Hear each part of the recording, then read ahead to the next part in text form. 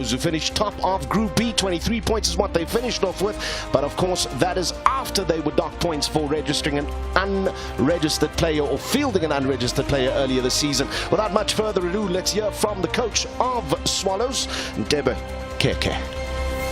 Hello everyone, my name is Ndando Kebe from Tanzania, the head coach of Swallows, also based in Tanzania. We're playing today at Sister Tukasha against Harlequins, semi-final of Eastern Cape Super 14. For us as a team, we had a good preparation during the week, and I'm sure the boys just to come here to execute the plan. Other than that, all we want to hear is only thing we want to actually is to win the game. Thank you so much. May the best team win. Yeah, Coach Ntando Kebe was very busy on social media with one of the alma mater players, of course, the likes of Makazole Mapimpi. But my man, Papa Action, in studio with me today is none other than Lawrence Sapaka. What do you make of that 15? Afternoon, Udo, afternoon to the viewers as well. And then today is going to be very interesting. I mean, a lot of experience right in front in Klakalasha, who's going to be actually stabilizing things there. And obviously got a good engine in the middle as well in Fitlane. And obviously not forgetting the brother there in the centers where all the action is going to be happening to make things look nice, look sweet, very nice when the wingers are finishing. It's going to be from the Kalasha in the middle. So that one is going to be the setup for the Swallows team to actually make sure that they live up to the expectation that people are waiting for. Well, absolutely, that is the expectation from the home crowd. But let's hear from the away coach now, none other than coach of Harlequins, Sebastian Hilpert. Good afternoon, I'm Mr. Sebastian Hilpert, all the way from Kabega. I'm the head coach of PE Harlequins, also formerly known now as Kabega Harlequins. There should be a very interesting contest this afternoon. We are looking to attack them on two different platforms. The first one should be the scrums and also the lineouts. And then I'm not going to give you too much because then I'm going to give my game plan away. So I'm looking forward to this confrontation between these two very powerful teams, and may the best team win at the end of the day. Well, very interesting words there by Sebastian Hilpert. Of course, an attack format going for the scrums and the lineouts. The side led by Chris Johan Slabbert, but there's plenty of talent in this 15. I'm hearing the coach talking about the game plan not to be prematurely exposed, but obviously Mazo Siwe is going to be very crucial in that mix because it's a youthful and obviously a bit of provincial experience there in the midfield as well, in the engine room, in the like of Tulane and Jenja, who's going to be actually very crucial to make sure they don't go backwards, because obviously they're playing against experienced guys, and obviously there's going to be very important that they put it together.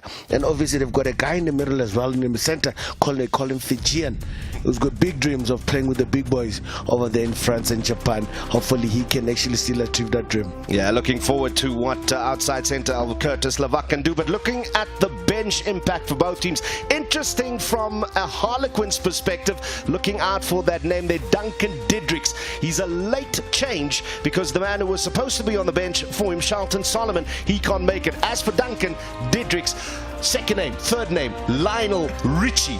Oh man, we're going to be dancing on the ceiling this afternoon. There's a metaphor in rugby terms when they talk about one's death is one's bread, and obviously this came on a Saturday afternoon. One couldn't get off from work, one get an opportunity to shine on TV. Hopefully he can bring his muscle and add some value to this team that obviously Harlequins really needed today. Absolutely. Swallows around since 1911. Harlequins celebrate their 30th anniversary this year. Can they do it with a place in the final? The action coming away after the break.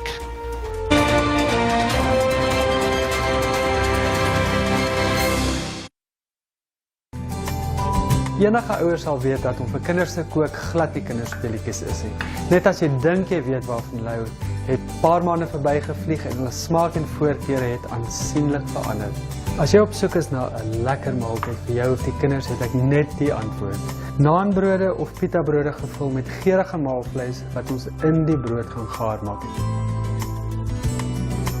Kom kuier saam met my Dinsdae aande om 7 slegs op SABC2.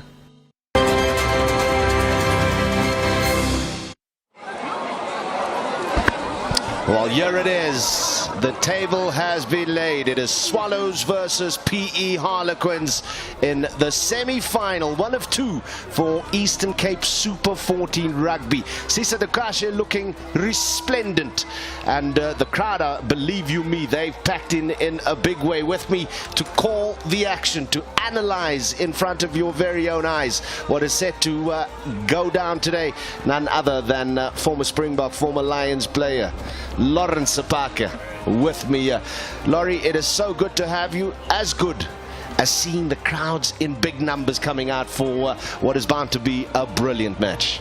Now, I'm telling you, this is a region really full of talent, full of love of the game, and they actually live the game regardless of the circumstance that they might be coming from sometimes. But when it comes to rugby, it's like they forgot about all those things that they go through on a daily basis, and basically when they come here, that's when they live up their dreams and express themselves, and others get to go. And when talking about Mampimpi and Lukanya, they came from similar surroundings. Who knows, we might be looking at different superstars in a few years to come.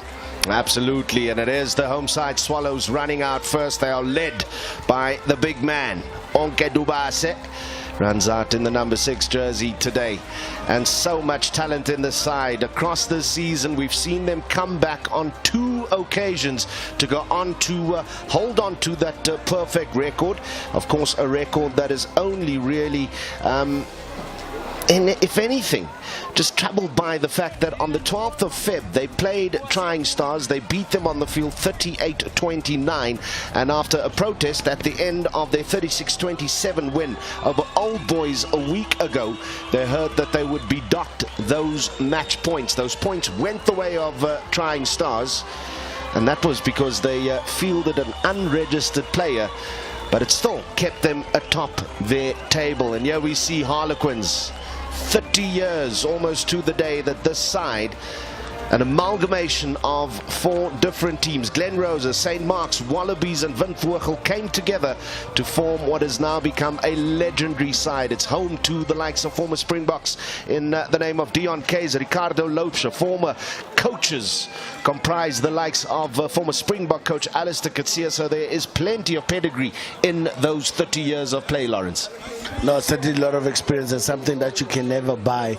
And actually, to talk about it, I mean, they've gone through a lot, and obviously to be able to actually push through all of that with those points inducted, it means there's a lot in that team that lies underneath that yet probably to see today. If they leave anything up to their reputation, shouldn't be a difficult day to it. But you know, with playoff rugby, it's not very easy. I mean, remember this card situation we were talking about, and that's exactly the reason why they're doing this, so that no mistakes are done like this and the game is over and the tournament is finished. People are complaining about this and this happened, and will be a pity. So they're trying to avoid all of that. We know we give them grief sometimes, but we understand they're doing a very important job. And you'll see the colors of Swallows. They're just making sure, checking every single player card, and then the opportunity, of course, will fall to Harlequins to do the same and have a look at their opposite numbers. But you will know, everyone watching at home, that we started, of course, with Heritage Rugby towards the end of last year, and this year we've just gone full swing. The main focus, of course, under this umbrella that is known as Heritage Rugby for the last couple of weeks has been this road to the finals of Super 14 Rugby. Swallows, they were losing finalists the last time out, so they will be desperate to regain that glory from a couple of years ago before COVID put paid to Super Rugby in the Eastern Cape. So that is the main motivation there, whereas the likes of Harlequins, as I said, 30 years old almost to the day, and they just a short while ago had the death of a very important member of the side. They are saying they want to do it for their director of rugby who passed away so tragically.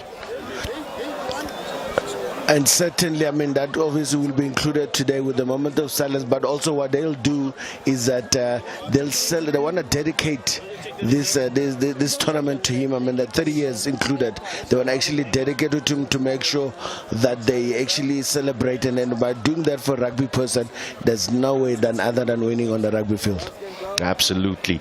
If you're wondering, from a Swallows perspective, you would have seen the team sheets, you would have seen the entire squad lists for the season. Billy Dutton, of course, is the man who's been captaining the Swallows side.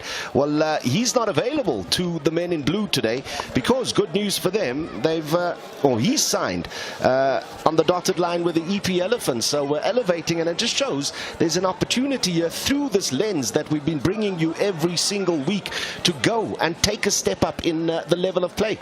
Yeah, well, these players must really realize that this is a great opportunity that they should never take for granted. And obviously, you never know who's watching. And then this especially, not just the guys on the field for them that might be watching them, they're being watched countrywide. So really, they really need to beat their best foot forward and make sure they do their best. Because at the end of the day, your best is all there has been required from one to do. And obviously, if you get an opportunity to go higher honors, even better. I mean, we've seen stranger things in life and how one's channel just opens up of one great win, of one great play, of one great event that took place and actually elevated you some great heights you never thought of. Absolutely, and we will go into a minute of silence in just a bit, as we said, to pay tribute to a long-standing servant of the game at Harlequins. Both sides paying those respects, and we've seen across the weeks with some of the tragedy that has befallen rugby in this region, that has befallen sport across the last month and a bit. It was a period, of course, that was kicked off with the sad news of the loss of one of the sons of Mzansi soil, one of the greatest commentators to ever hail from these shores, Tumile Mateza. He was along with some of the tributes that have been paid. But so much motivation, as we said, going into today's game. And it's just the format of rugby, as we see the players now facing one another for that moment of silence, that is elevating the game. That is so important to South Africa. Rugby played in the heartbeat of our communities. As you see there, the men in yellow, referee Puluso Sejuseng, right up front there, along with assistant referee Loyusa Bosman and assistant referee number 2, Pumezi Siyongela. So let's just pay tribute here in that moment of silence.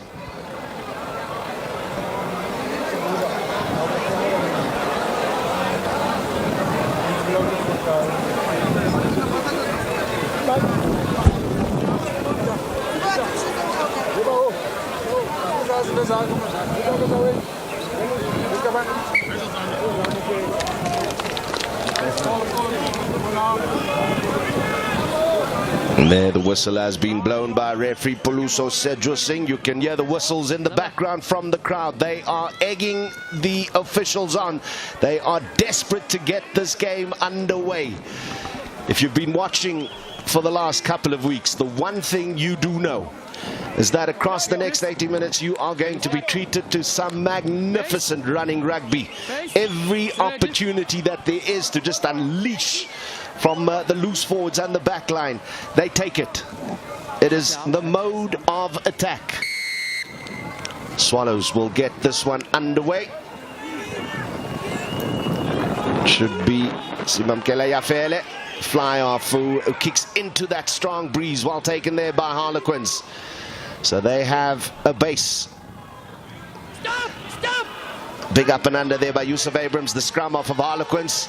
It's been chased down, but a really good take there by Diletu Dilechana. Yeah, the referee clearly saying there that that man was in front of the kicker when Yusuf Abrams let that box kick go. Opportunity here for Anele Zweni to get his side up the field. Yeah, unfortunately that happens. I mean, one of the front rowers there didn't actually think he was going to miss it completely. When actually you must stop when the kicker's behind, you cannot move until he puts you on side. And unfortunately, him and the right winger, they decided to actually do the opposite of that, thinking the ref might pick it up after being warned as well, which should give an opportunity to Swallows to be actually give them the ball to attack with. Good line-out throw by Sia Sineko. Is a late change as well. He's replaced Vuyisani Mabuso in the starting lineup just minutes before kickoff here. It's difficult conditions. Field opening up. Outside centre there to the fullback. And a dive over the line. Try number 1 for Sipho Nofemele. The man who hails from Fort Beaufort. What a fantastic start here for Swallows. The home side are underway. The field just opened up for them. That was beautiful work there. Line out taken, 2 phases up put up by the Swallows team. I mean, obviously that midfield did exactly what it's supposed to do in Kalash, and making sure it straightens up, pulling the last defender, and actually, as I said, but they still had a free man on the winger there that could have actually assisted, and a well done, well orchestrated, well fed, well put together there by the Swallows team. Actually, they come here, they mean business, and then what a style to start the game in going forward. Well, his nickname is Sika Blade. He cut through the defense there, as did that pass. Former University of Fort Hare varsity shield player. Spent some time with the ball with the Bulldogs. And interesting, it will be jersey number 12, Somila Manchoy, kicking here from the right side of the field. There's a stiff breeze into his face. How much of an impact will that have on the right boot?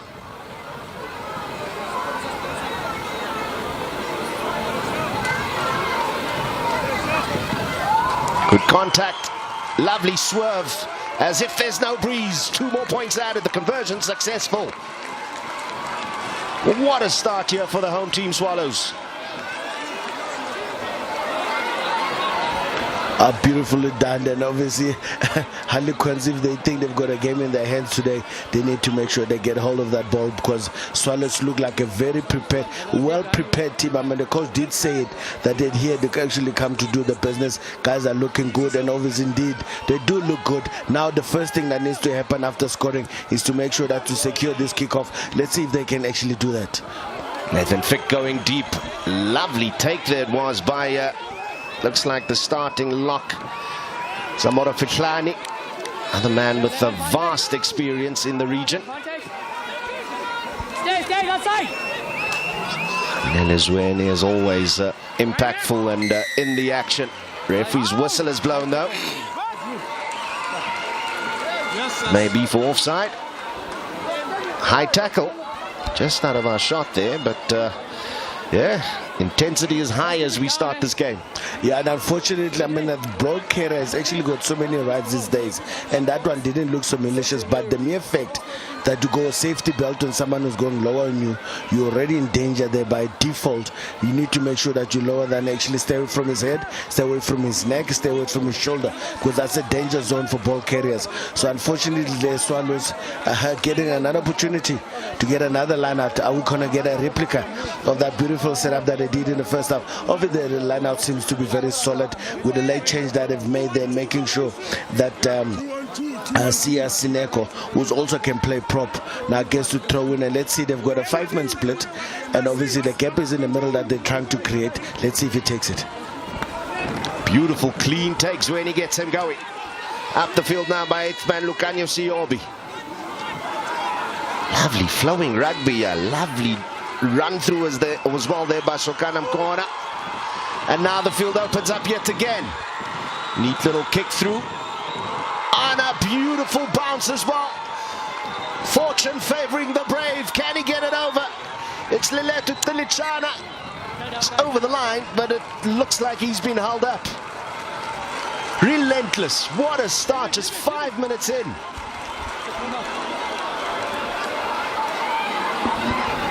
Quick tap here, and that was a little bit careless. There's a man running up the field. It was Jason Jagels following up there.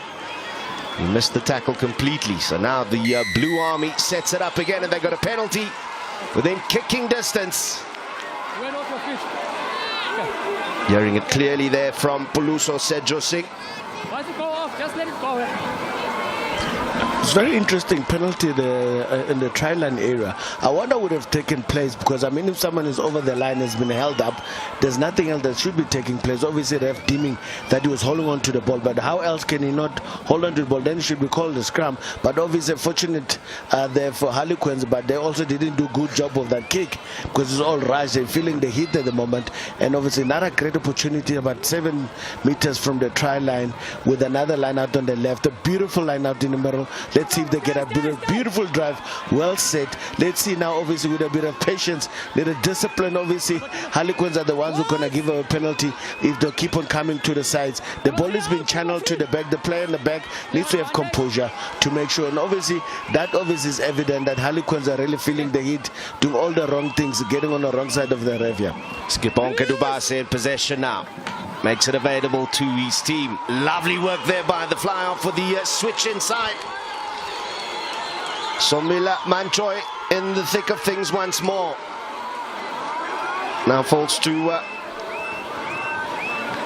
Lileto Kalichana. Driving at the try line here.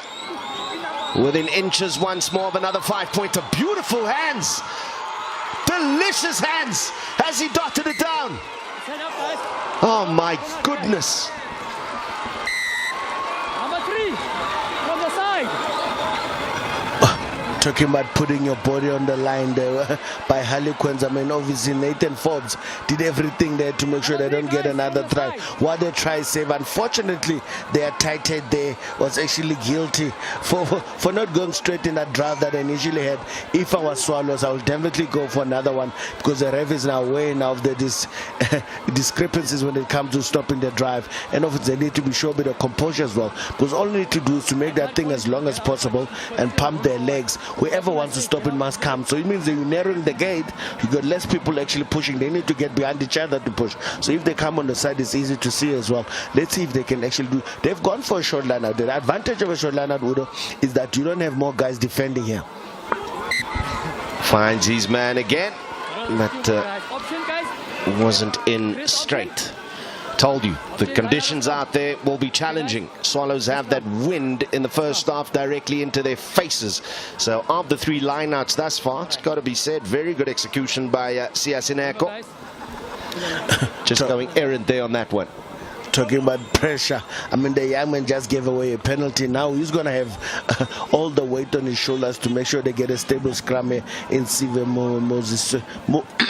Mazosiwe, to make sure that they get a solid scrum so they can exit properly. But I'm sure Swallows and the guys like the experience of 39-year-old Kalashe is going to be having a different day or different decision when it comes to that. Let's see if the young man can actually stand up to this pressure and actually absorb it and make sure they do. But obviously it's not a one-man show.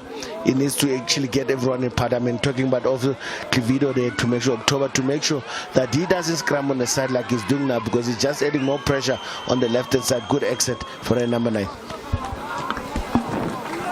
Ja, skop hier veld af en bietjie verligting gebring hier aan Harlequins. Die druk is op hulle oor die laaste of eerste 10 minute. Ons het gehoor hoe hulle Breyer Sebastian Hilpert gepraat het oor die feit dat hulle die scrums en die lynstaande gaan gebruik as 'n basis vir aanval, maar op die oomblik is dit Swallows wat dit doen, wat dit reg kry. Amper die bal afgevat hier uit die lynstaande uit. Mooi gedra deur Lucanio Siobi. En Elezwani wat die kaptein Onke Dubase nou aan die gang kry. Hy word teruggestoot daar deur Cheswin van Wyk. Maar is vloeiende rugby. Net 'n jammerte. Draai vangskoot nou net vir Brouwers. Harlequins, hulle eet die druk op die oomblik. Yeah, Sima fell and unfortunately trying to do too much before he had a ball in hand there. But I could see he was also thinking about all sort of tricky moves. I mean, in that area, you need to make sure you keep your composure, put pressure, apply pressure. The guy who's under pressure here is the one that's defending in the 22-meter line. For you, you need to just stick to your guns and keep to your structure. They've been doing it so well for so now 2 phases, and opportunities outside open up automatically. Now, if you want to try to do those too early, you're just letting go, letting the defense have a way in determining how that is going to be done. So obviously, I mean, probably a third scrum in the smash now that we're going to have. So these guys are going to have a full day of work today. There's no more hiding. Ek kan goed onthou, as ons terugdink na die eerste wedstryd wat Swallows gespeel het hier op Heritage Rugby op SAIK Sport. Hoe hulle gesukkel het in die eerste helfte van daai wedstryd. Dink hulle daai tyd teen as ek nou mooi kan onthou, Old Boys gespeel op die dag en gesukkel in die skram in die eerste helfte. En toe, die manne wat van die bank afgekom het in die tweede helfte, het dinge net bietjie meer bestendig gemaak vir hulle. Goeie skram. Deur Swallows, skoppie deur hier. Weer eens het die skeieregter sy arm op. Sal Harlequins se bal wees. I think the penalty from the scrum, I think Swallows guilty for collapsing when the pressure was mounted on them. Obviously Harlequins probably squeezing the tabs and making sure that these young men must feel the heat, and they actually buckled a little bit, and which is actually good composure from their side because they had the ball. But unfortunately I think the player that came in there in that back line should have actually kept the ball in hand at advantage, unless he didn't see the arm by the time he was set. But that also could be the reason he's playing it safe and then he decided to kick. Not even those nonsense kicks, the chip and chase that the coaches don't like. He could have tried that and then actually tried to do the right thing. But obviously we understand, I mean, it's easier for us to say sitting here and judge, but they've got all the pressure on their shoulders, family pressure and obviously team pressure as well. Eenvoudige vraag. Die bal was wel uit gewees. Hy was in die loskakels hande gewees. Nathan wat veld opgeskop het, toe die skram in gestort het. Was hy roep miskien net 'n bietjie te laat nie. No, remember the ref said advantage with the running time. His arm was out, so his arm was not showing on the other side, was in the opposite direction, and he was joining the line from a different angle. So I can understand him why he did what he did. But they've got a ball now. Let's see what he can do with the ball, attacking ball. Nice throw at the back, unfortunately. Net te lank in hierdie sterk wind. Dit lyk soos die kaptein Onkedobase wat die bal afgeneem het. Hy word goed gedryf in die middel van die park. Albei kante is oop vir Swallows om aanvallende rugby te speel, en hulle doen dit net. Mooi aangesluit daar deur Samora Fihlani, en wat vir EP Bulldogs jare gespeel het.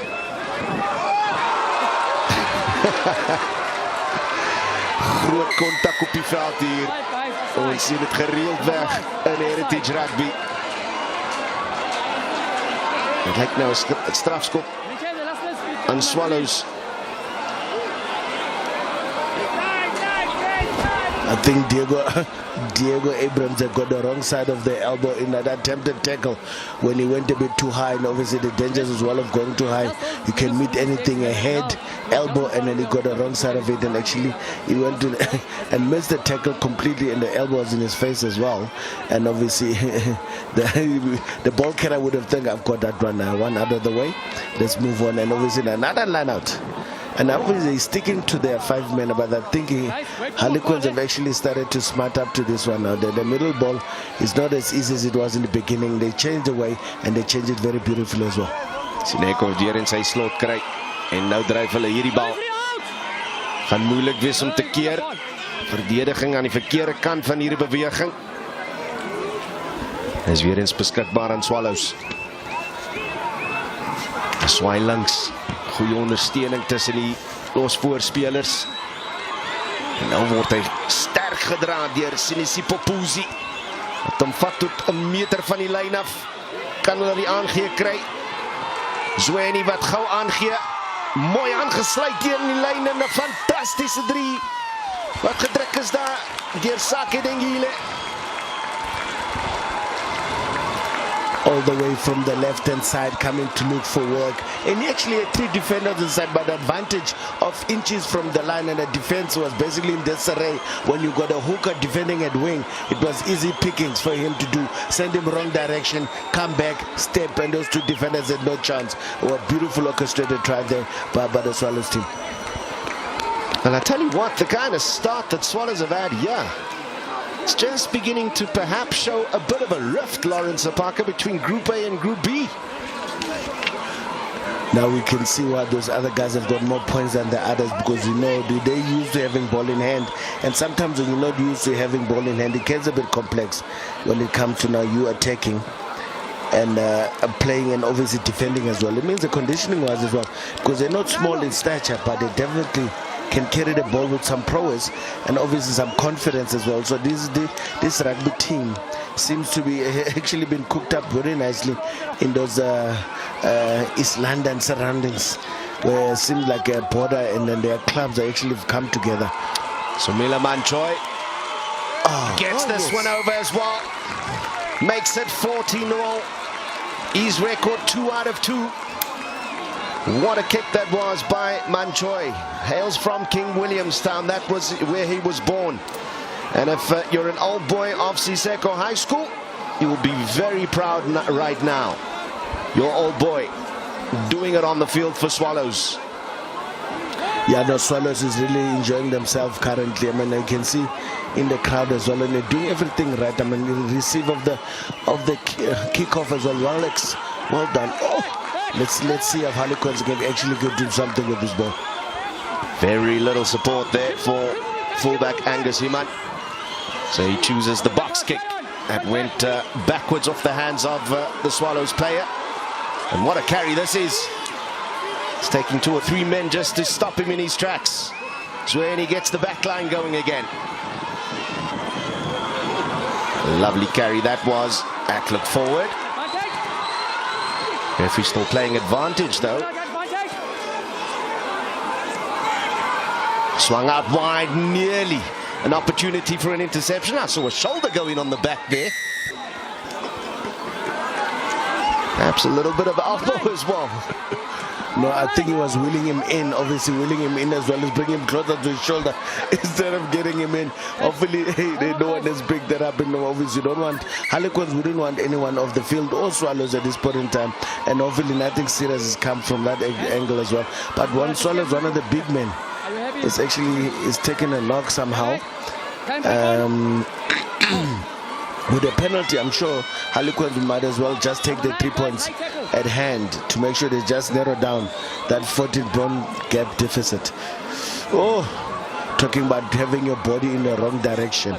I'm surprised he's not concussed because his head hit the hips where the shoulder should be landing there, and the head should be on top of him when he lands. I mean, that's a technique 101 that the young kids should actually be practicing from a young age. But obviously, with moving bodies, it's easier said than done, you know. Let's see now if he's going to actually put these points over. Fly off Nathan Fick with a chance to give Harlequins their first points in the game. They need it desperately. They're trailing 14-zip. Good left boot by the old Framesby High School scholar. And he puts it through for the first 3-pointer for the visitors Harlequins. That will please them immensely because they've been eating pressure early in this first half.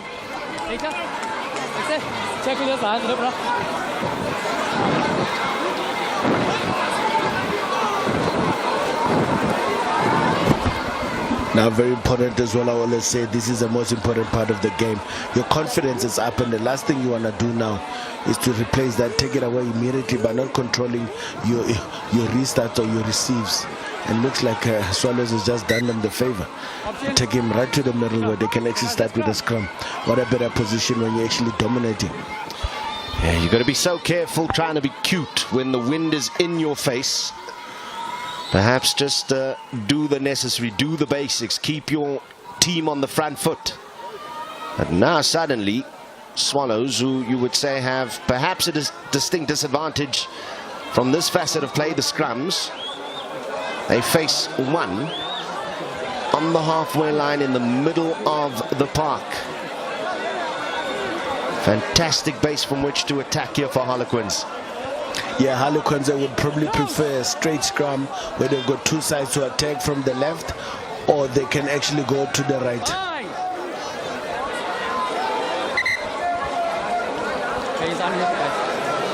Ref not happy with that setting of the scrum and needs to actually reset them as well.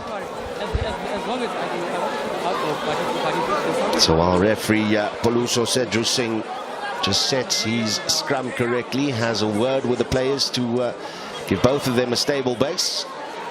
Just a tweak, a correction to the score. We'll see the graphics reflecting that it's a 14-3 lead. It is in fact a 12-3 lead. That first conversion by Manchoy was in fact missed. So still a substantial lead. The official score 12-3 in favor of Swallows. Abrams gets them going. Close in support there for the man at center. Step inside and onto the inside there, it's Sibe Masoziwe. towering. Big man. Looks like the Swallows right wing Sake Dingile got that out there. Plenty of impact from that bench as well. They'll have to wait their chance, because at the moment their side pretty much with their tails in the air. Yeah, no, certainly. Actually, surprisingly enough, with the wind behind them as well, I'm actually surprised that Harlequins not actually taking a bit of a snippet in terms of attack, because they've got the players to run it. Oh, unfortunately, that line-out has gone array as well. But unfortunately, that position of playing with the ball in hand is now gone. They're given back to Swallows, and actually subsequently giving a penalty as well of not trying to play the ball in the rack, and then very difficult that the ref will miss that when the rack is formed. Yeah, Keenan Friesler, who's only just been starting for Harlequins in the last few matches. He's finding the going tough there. That wind obviously will be pushing his ball from, as you're watching your screen, from right to left. So just a bit of a challenge for him to find it. I was wondering though, Keenan Friesler is a customs entry clerk. I don't know. We got customs entry clerks with mohawk hairstyles. But I suppose they don't care what he looks like, but as long as what he can do, what he needs to do when he has to do it as well. That's very important, and not to judge by profiling. So that's very nice. I know, no problem. I think he just got the haircut for today's match. I'm sure he's going to go T-scoop. Well, it doesn't help, because you've got a headband around it to actually mess it up in the same process. But let's get back to the things at hand, the important stuff. Woo. Lovely little layoff there. And it's the fullback, Nofemele, who went to boot there. Perhaps could have just come infield and kept it alive. And I think that was wonderful hands there by Sake Ningile. Algasimana guilty for trying to play for himself instead of getting to safety zone, because Swallows just got that ball back. Unfortunately, that chip and chase from Swallows not paying off, but not always lost, because they've got a ball back just outside the 22 on the 10-meter line. A good attacking zone for them as well. Stolen in the line out. Now running straight through the middle there is Ethel Forbes. Out on the Harlequin side. But there you hear the call clearly, and it's Abulele Mbande guilty of going off his feet and playing at the ball, so it's Swallows possession once more.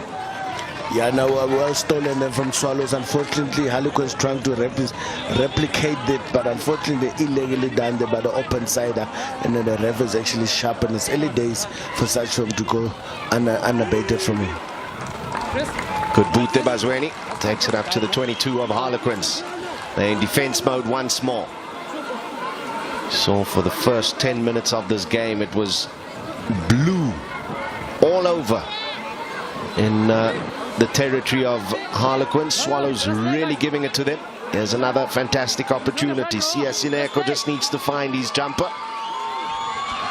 Yeah, I think they need to simplify this and get the ball. Unfortunately, it's a third one that they've lost now, 1-2 via ski throw, and the other ones obviously Harlequins contesting as well. You see, you can see the shoulders dropping, because that's where they were actually getting a confidence from, and the Harlequins have realized these guys have got nothing much here going on except these 5 men, and these 5 men, at some point they're going to run out of options. Let's try to disrupt and it's such a pity from the lineouts that have gone skew in the last couple of attempts by the hookers. With the wind this strong, and I've been saying it, simplicity. It may be predictable, but just throw to the front of the lineout and make sure you've got a catcher there. Control what you can control, because that wind is howling. No, I certainly agree with you, Udo. I mean, they're really trying the money ball at the back. I mean, it could be a good throw, but when the wind is playing tricks on you, it's very difficult. I mean, that was not a bad throw, but the wind just slightly takes it because it's traveling so much in the air. And like he's saying, an easy front ball, get your ball. You've got the runners, you've got the guys on their feet, and we get a front ball. We've got extra runners at the back of the lineup who can get to that ruck very quickly, because they didn't do anything at that point in time. And that actually give you the ball. At the end of the day, it's about getting your first phase, and what you do with your first phase, they've been doing it very well. We've seen it. But now if you don't have that first phase, it actually trickles down with what you do with the ball or without the ball. Set.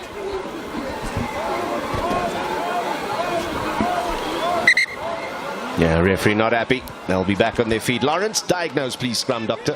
I don't understand why they recall that, because that scrum seems pretty stable to me, and then it was high enough. No, it was high enough where the ball needs to go in, but then when the ball goes in and something goes wrong, then is allowed to actually cancel it. But those guys were ready to go as high as they might be on the right hand side from the Swallows side, which actually is irrelevant. The most important part is number 4, 1 and 7 on 1 and 6 on the other side. That needs to apply pressure on the young men there on the tight head to make sure they disrupt him, because if you don't actually isolate him and put pressure on him, and then obviously the Harlequins need to make sure they protect him and actually stabilize and make sure that that's why they brought in a prop at the last minute to actually anchor there, to just get that extra oomph going, because obviously if you got a prop who understand what goes in there, Swallows is too high there. I don't think they'll affect any change when it comes to defense. Just me, or they sort of scrumming upwards here, Swallows? No, Swallows is coming from the top and landing into the space instead of coming from the bottom and try to actually push up, push forward, and actually using their hips. And their hips are not generating power, especially second rowers. Your 4 and 5 are very crucial. They might start high, but it's very important what you do after that hit, because obviously some of them are using it to generate hit, and once you're in there, and then use your hips to generate more power. That's why they call it the engine room, to actually get the wheel running. But if the engine is not functioning, it doesn't matter how good your front row is, it's not going to come to effect. So glad we have Lawrence Parker to explain all things. That looked a tad skew as well. Stolen perhaps from the Harlequin side. It falls loose and now goes off the hands there of Clevido October. Possession, Swallows. Bump and run ya by number 12, Sumila Manchoy. Inside centre, taking a man with him, but they've been driven back here, have they? Harlequins desperate in defence. Has that been stripped legally? Referee says so. Advantage to Harlequins as well, and it will be a penalty to them. Sigh of relief for the visitors. Yeah, certainly, man. That's an extra job for inside centre. That's why they've got number 12s who are called sometimes they call them Stamkar, because they're very tough there. If you can handle the heat, take on those loose forwards and actually cover your fly as well. He did very well at number 12 and making sure first man in got the ball. Sometimes you don't even have to pick it up. Just hold long enough for someone to try and clean you and actually give you the ball. And unfortunately, there doesn't that was happening, that they led to that ball being stolen, because everyone is out of the running lines and the ball of continuity has been lost. Now they're trying to revive it, and obviously trying to do it at the right space as well. Bit of an errant and aimless kick. Counter-attack here by Harlequins. It's their fullback, Angus Himan. And it finds its way to Tulani Njenje. Apologies, Nathal Forbes. Tulani Njenje standing just off him, the large frame there in defence of the man they call Tools. He holds up the advancing side, but unfortunately another penalty. Yeah, and I think Swallows thought they would get that because they had a release before that penalty came. But the person was told to release did exactly that in their number 4 lock and in Njenje, and actually obeying the rules and giving opportunity to the number 8 to just come in and take, as the cleaners were nowhere to be found. It was a smart thing. Unfortunately, undone by a very bad kick from the man in green. I'm sure the forwards are not very happy. Yeah, the wind in your back will make you greedy. Was looking for too much ground there. Not enough angle on it. Time off, please. So a chance gone a begging there, because Harlequins would have had possession from that line out. I'm sure Nathan Fick would actually be relieved to see that shank from Swallows, because that's exactly that should have happened for him. That line out should have taken place just on the opposite side of the field. Now they've got an opportunity to do so. Obviously, as well as when they need to make sure first phase is key, get the ball. Not how you get it, just get it. And sometimes it's important when you get it and just play. And obviously not happy with the ball. I don't know if it's the kickers or the throwers. It may be too hard or maybe too soft. 10-1. It might be slightly soft as well. So let's see how he feels when he kicks it.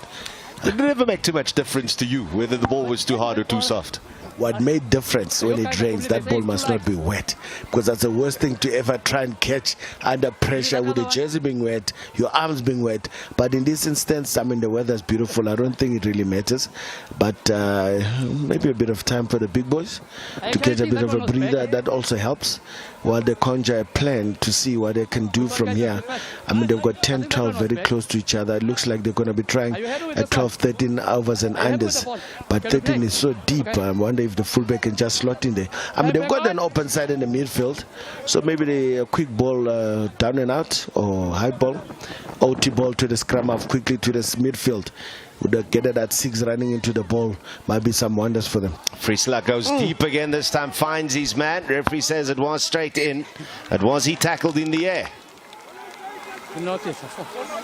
Yeah, the call is there for a knock-on. Love to see just how that player went to ground there, because it just felt to me like he was played while he was airborne. He was played by his own players, but not supporting him. And that's exactly what happened there. They should have held him in the air until the ball was delivered. They left him in mid-air. I don't know where they're rushing to, because they were still right there when he fell, and then he fell so hard that maybe that impact on its own just dislodged the ball. He should be livid with the supporters of his, because that's also very dangerous. I mean, coming from there and go land, you don't know what you're landing on. Sometimes you can actually hurt your back because you're landing on your, what do they call it, a sticky. On your coccyx. Yes, that one. Ja, maar ek seker ek kyk na die bal. As jy die geleentheid kry. Hier, Swallows sal hierdie bal voer. Sweni, die skrimskakel. Het so 'n bietjie van 'n gesasie daar met sy agste man. Lucanio Siobi, miskien is hier 'n plan wat nou gaan uitgevoer word, maar wat 'n fantastiese skram deur Harlequins. Glad nie kans gekry om die basis te stel nie. Nou word die bal veld afgeskop deur Javele. Ja, oulike skoppie. Gelukkig eintlik om die besit te behou. En kyk nou die fantastiese voetwerk hier. Hier Jason Jagels.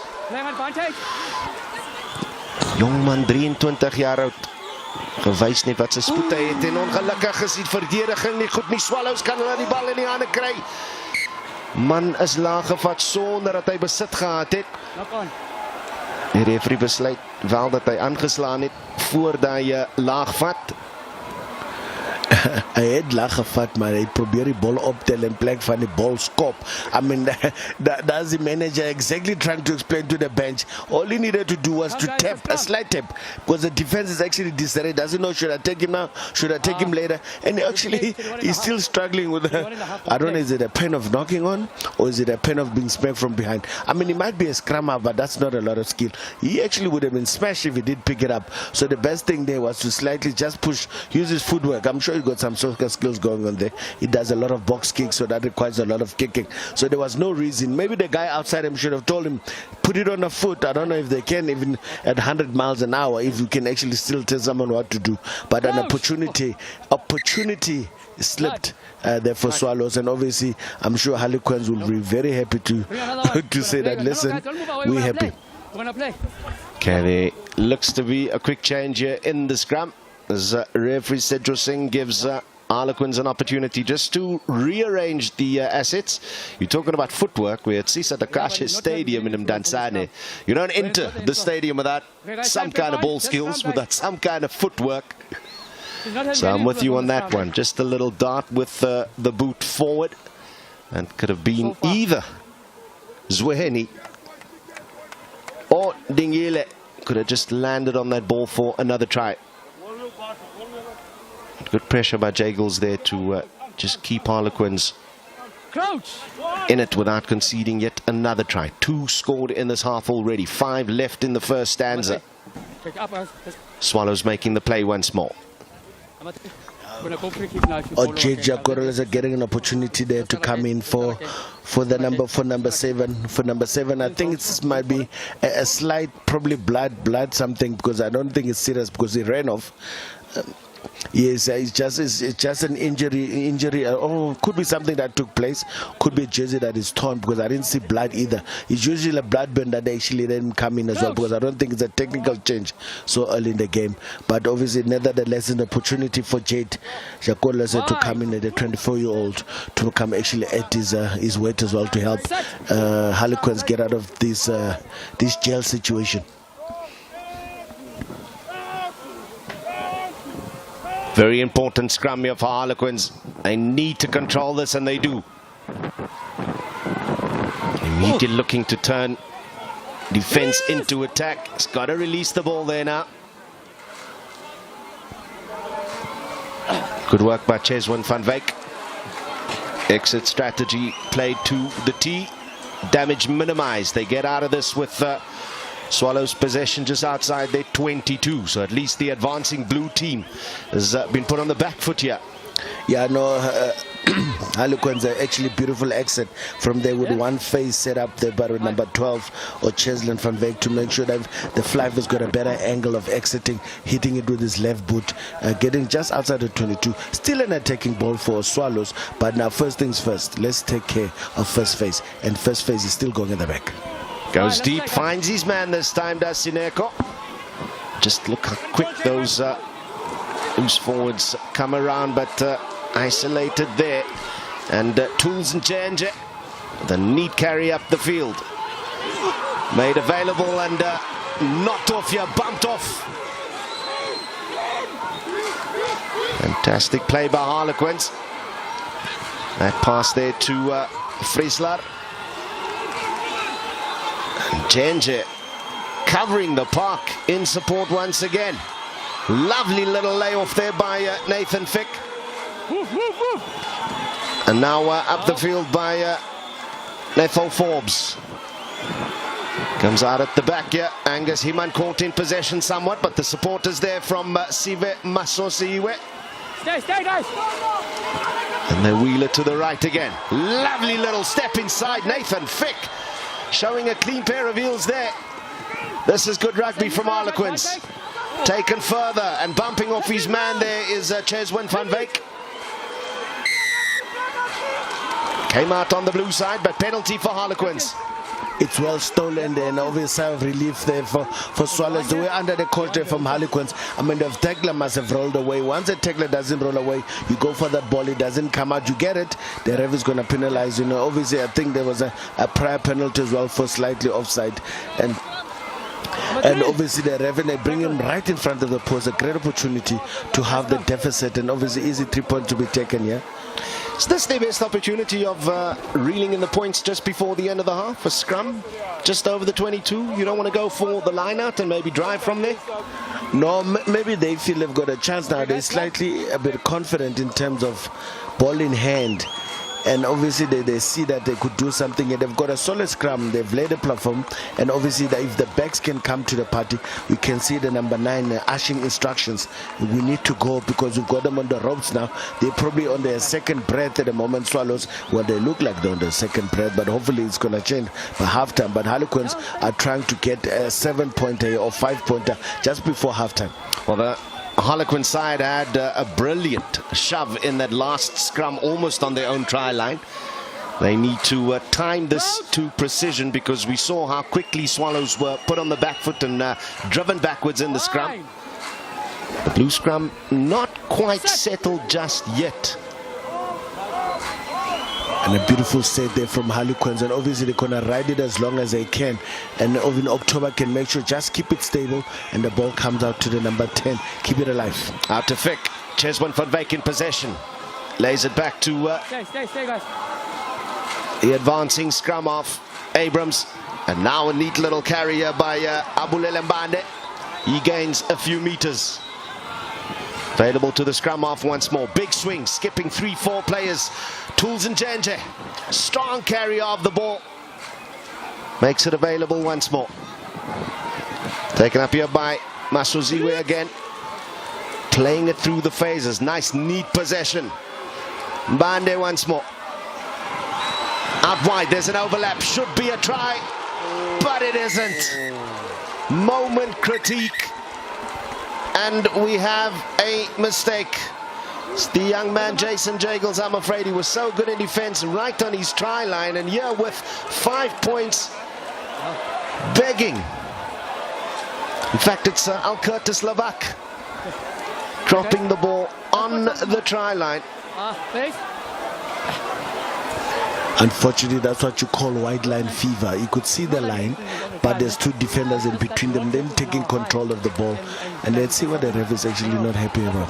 Just manage them. Just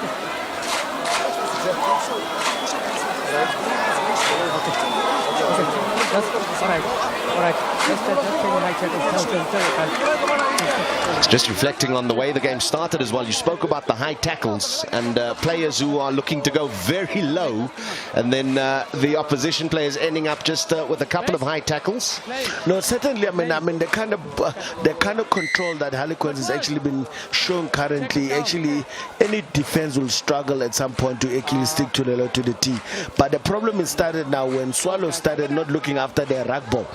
Two phases now that they actually were easy to do. Their role is about the modus operandi, set up 1-2, get the ball wide. Now they're not even looking after that first rack. That just shows you now they've got a bit cocky and comfortable maybe in their endeavor and how they're doing it, and they just brought in Harlequins into the mix. And Harlequins are actually good with keeping the ball alive. I mean, for big men to run around, chase those goals is very difficult, and doing it very well here, respecting the scoreboard and make sure they get at least something before halftime. Nathan Fuck het al reeds 'n strafskop deur die pale gestuur. Dis die enigste punte in die eerste helfte. Het 'n kans hier om nog 3 by te sit.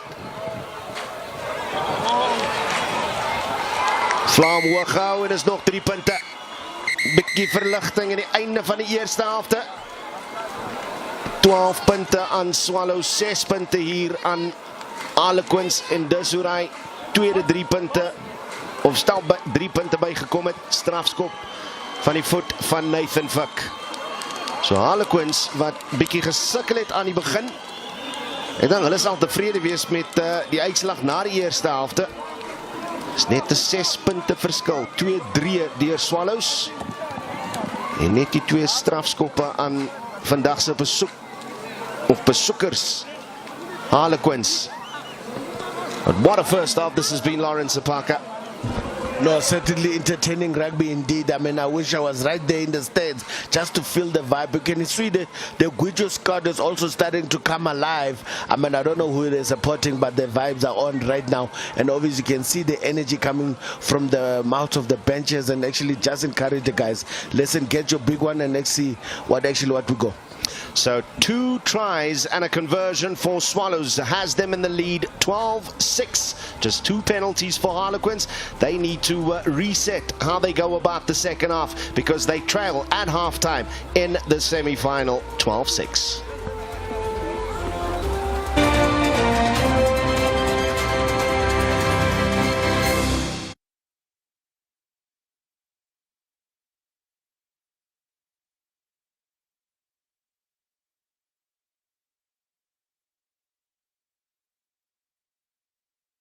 Are we ready?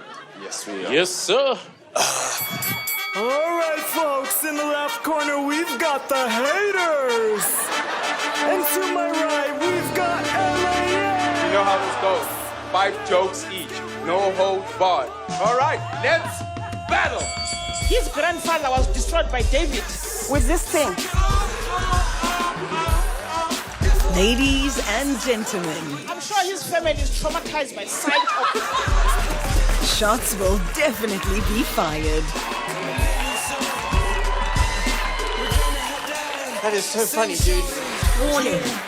Be on the lookout for excessive tears caused by uncontrollable rapture of laughter and stomach cramps caused by the unavoidable belly laughs and loss for words. Open up to serious jaw-dropping jokes. Comedy Central Roast Battle, Fridays at 9:30 on S3. Open up. Sunday on SABC2 for a unique encounter with our great continent, Africa, with Adi Adepitan at 9. Coming up on Solutions 24. The right to adequate housing is one of the 7 focus areas identified by the South African Human Rights Commission, yet this right remains violated for many South Africans. Refusing to accept the current status quo, a young man from Mufulo, Soweto, is striving to create better living conditions. We're using construction as a way which is access to adequate housing. Solutions 24, Friday 8:30 on 2.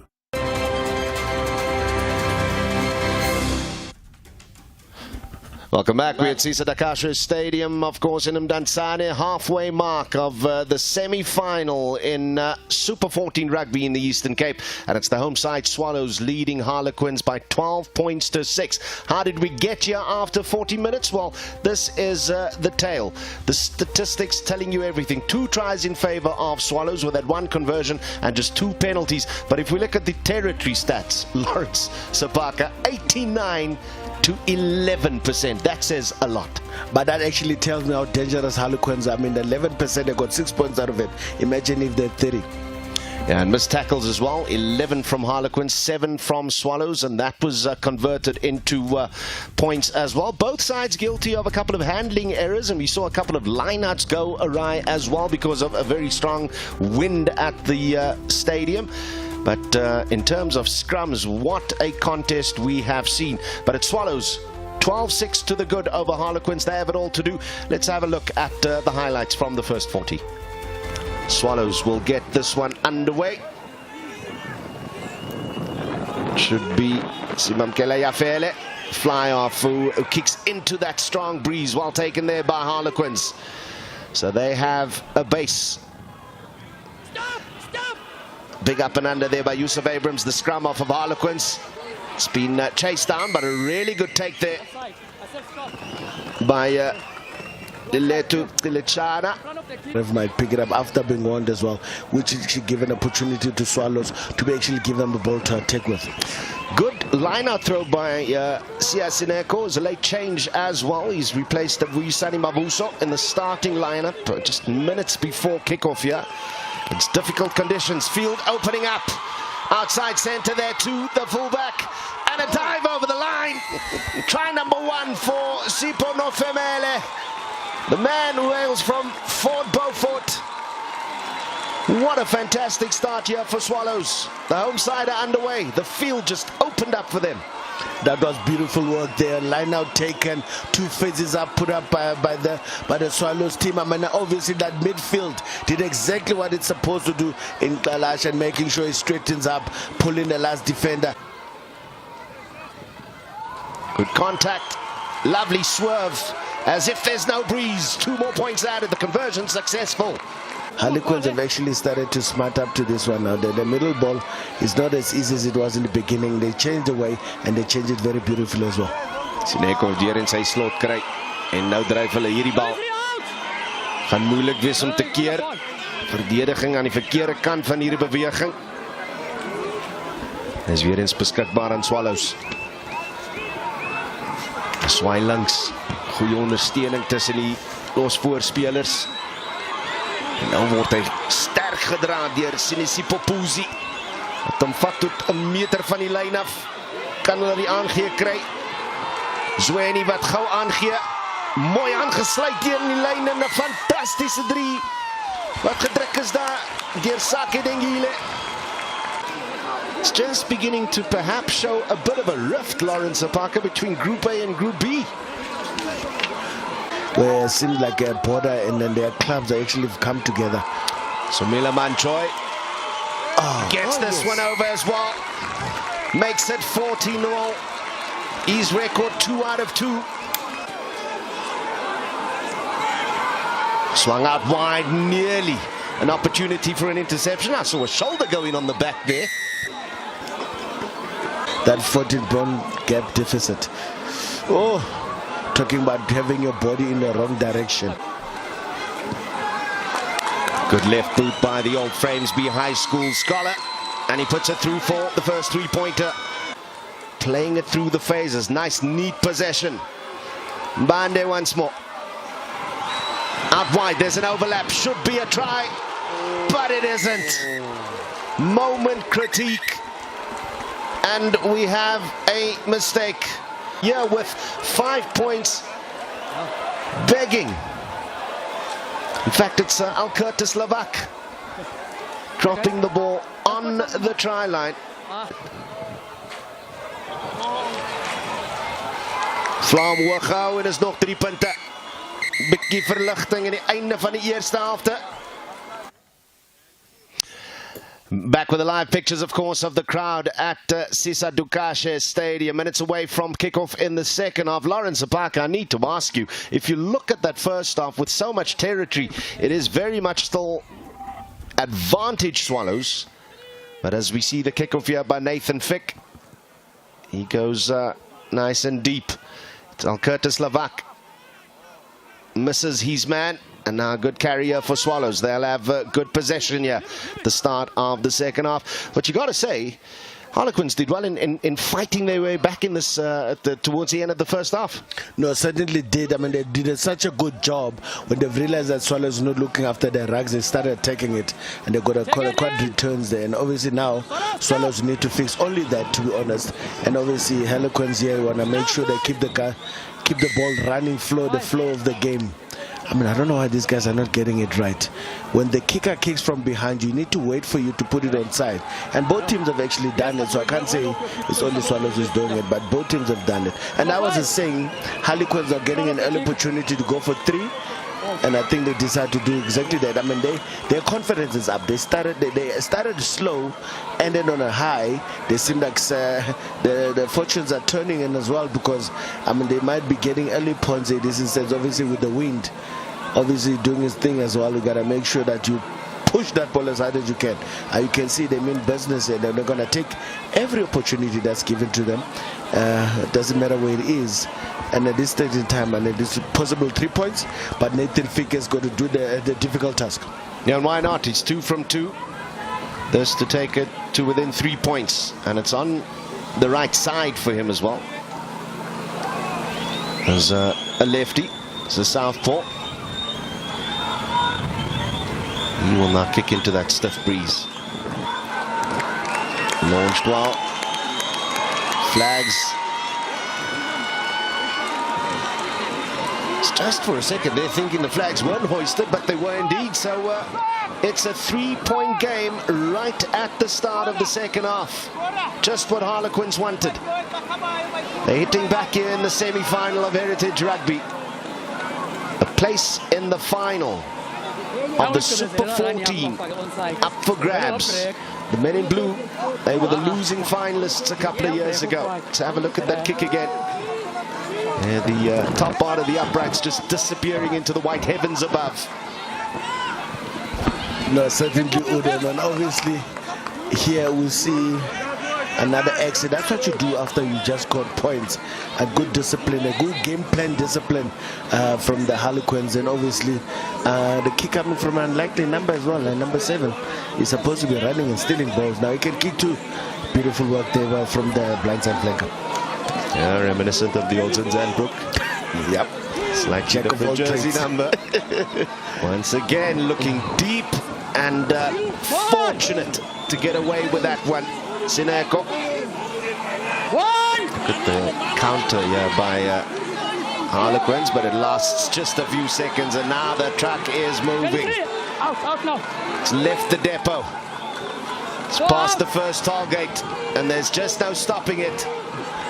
It's a moving ball, guys. Okay, use it now!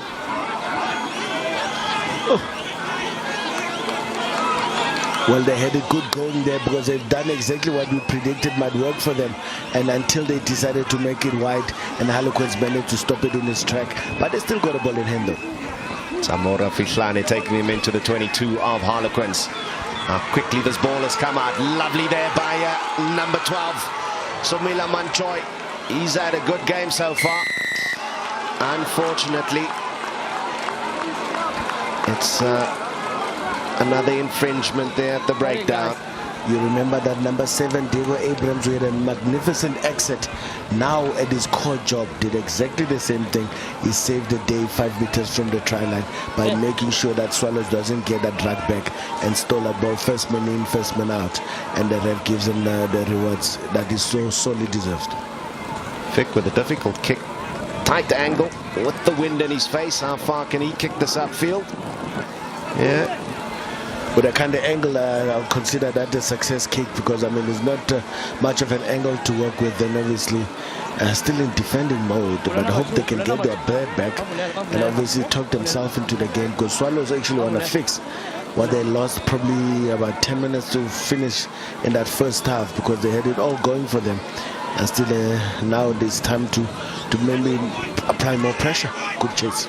Best throw in the game for Friesler, but I'm afraid as much as he's found his man, Harlequins have found a way to lose possession. There's a good tackle there as number 12, Chesman van Beek, came up. Whoa. Ball and all. In the midriff. That's what you call textbook tackle, when you tackle the ball. But obviously ball carrier not taking care of the ball, running too upright, guilty for running into upright, and he ran into trouble. The man was just actually talking about the Diego just going off, something to do with either his strapping or either his shoe. But I wonder if they're going to wait for him though. Well, in the meantime, is that Duncan Didricks coming onto the field? No, in fact, it's Charlton van Jaarsveld who's coming to the front row here. Don't be alarmed by the strangeness of the numbers. I think there's issues with the sizes. So the man was supposed to start that number 2 jersey was a bit too tight. He needed to breathe, and obviously to find an extra 23, that only number that he could actually use, and which is actually doing a marvelous job at the moment. Willing to bet if he was a prop, he wouldn't have too many problems, because with a tighter jersey, just no place to grip, to hold on to. Remember, this man also worries about how he looks. What a strong run that is. Once again by Manchoy, but he's lost the ball for a second time. A little bit of a juggle there. Ooh, brilliant work by the defense of Swallows to stop all of 115 kilograms of Clevido October. Is that Galasha or is it Puzi that actually came with that angle tackle? That was a smashing tackle, and he wanted to make sure, could be his opposite number, wanted to make sure he's not going anywhere, and obviously almost concussed his fellow player in the process because of the slight touches of head and that big clash that just took place. I mean, 2 elephant meets. I think the grass would have probably lost that battle. It's Onke Dubase, the captain of Swallows, who was penalized there for not rolling away. And another chance there for that man in shot, Nathan Fick, to bring more relief. He's edging them up the field so far. There's also the reason why he's side of 9 points. All of those have come from the kicking boot of Fick. 3 from 3. So he's had a good game.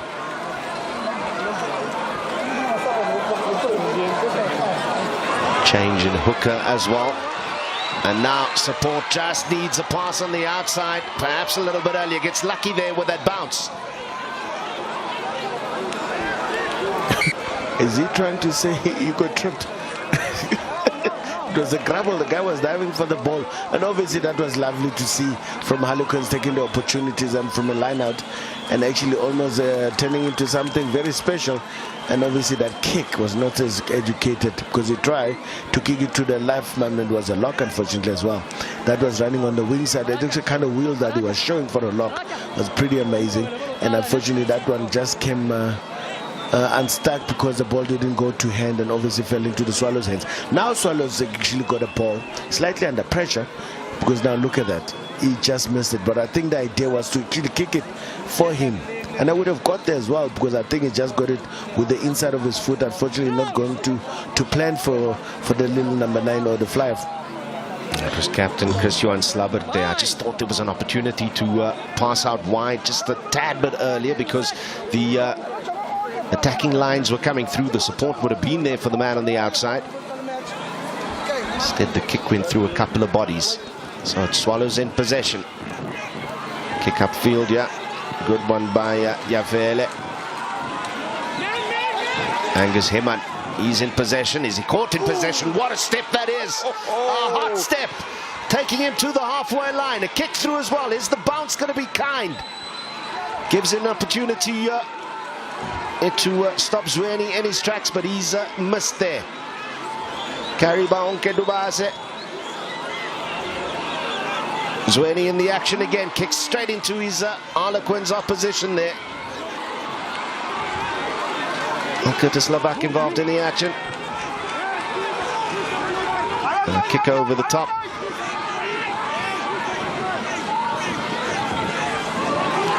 Man in a position to make the tackle. Bit of a hospital pass there, but there was no support from the rest of the Swallows players. So Harlequins can retain possession. The desire to run this ball, I tell you, stopped dead in his tracks there by Samora Fitlane. Simply saying to Charlton van Jaarsveld, you are going nowhere. And what a hit. What a passage of play. I'm literally, I can imagine you out of your breath, Udo, because I'm entitled with that inside one-on-one situation where the fullback just takes the left winger to shreds. With that in and out and by, see you later, and it started putting pedal to metal, and there's been a coast to coast kind of stuff after that, because that sort of sparked a light even in the Swallows team. They were not just thinking of kicking the first opportunity they wanted to run and see what other opportunities was there for them to take. That's the confidence that these players are actually getting from exciting rugby. And then Zweni with a good touch finder. Now it falls to Sinego to find his jumpers yet again. They're on the front foot. About 12 or so meters away from the Harlequins try line. They haven't scored points in the second half. That goes backward, but still in possession of Swallows. But lucky there for them. And now it pops out on the Harlequin side. Can only be a handling error there because there were no hands on the players on the ground for Swallows. Yeah, and I think that they've lost their look at the support from the players. I mean, that ball is going so far behind. The jumper is Dino Obvious is also guilty. It's not very easy to jump a guy whose legs one day, and you're supposed to pick up a guy who's 120 Ks. It's very difficult to do. And obviously their first phase is falling apart, and that's a platform that they used to launch from. And now they can't. They need to rely on these loose balls like this. Let's see if they can do a bit of Shampozi, Shampopo, some champagne rugby. Well, they're trying at least. What a run this is, and a beautiful pass to Zweni. Was a fantastic carry there by Simamkele Yafele. I'll tell you what, picking up 128 Ks with the open hand, I would dislocate both my wrists. Yeah, it's easier when the hands are together and you sort of try, you know what the gym they call it, an overhead press, and you're actually using your legs and your body, and obviously spanning line must be in place to make sure two guys is like popping what you call it, a pimple. When you squeeze it in, that's what you do with that guy. It becomes a lot easier. I don't want that mental picture, Lawrence. That's a phase we normally use. If you're doing it right, that 120 Ks looks very light when it goes in the air. I'm going to forget that description. Friesler goes in front this time and still misses his man. He's had a tough time in the line-out department, less so in the scrum department. There he's been fantastic. Swallows Vatverians Loop. Manchoy, I tell you what, has been in the thick of things from an attacking point of view for Swallows. Skipper Dubase makes it available nicely. This is nice. Really good possession, good phases. Taken by that big man, Sinisipo Puzi. He's more concerned about wrestling his opponent away and just keeping possession. And there we see Abrams running straight into Fitlane. Kick up the field. Plenty men chasing. Now were those runners ahead of the kicker? Actually interesting. I would like to see what the ref is deciding, because the reason the scrum half took that ball quick, he was trying to make an extra 10 And when he got stopped, and then obviously ref said continue, and he decides to kick the ball away. Hence the ref, that's probably why he came back. There was no advantage into that. But I think he missed the point. He wanted to get the 3 points, and they're running backwards, they're backpedaling. He should have just run as long as he can, and to, you know, if they lay a hand on him, you get the extra 10. Yeah, no, this was a beautiful run from Puzi, but I think that was probably his last action as well, but he seems to have taken out.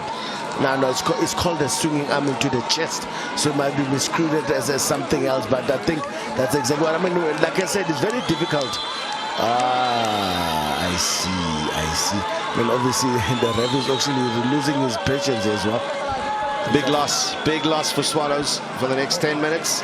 Samora Fiklani, man from East London, Border EP Kings, Griffins Rugby, he's played it.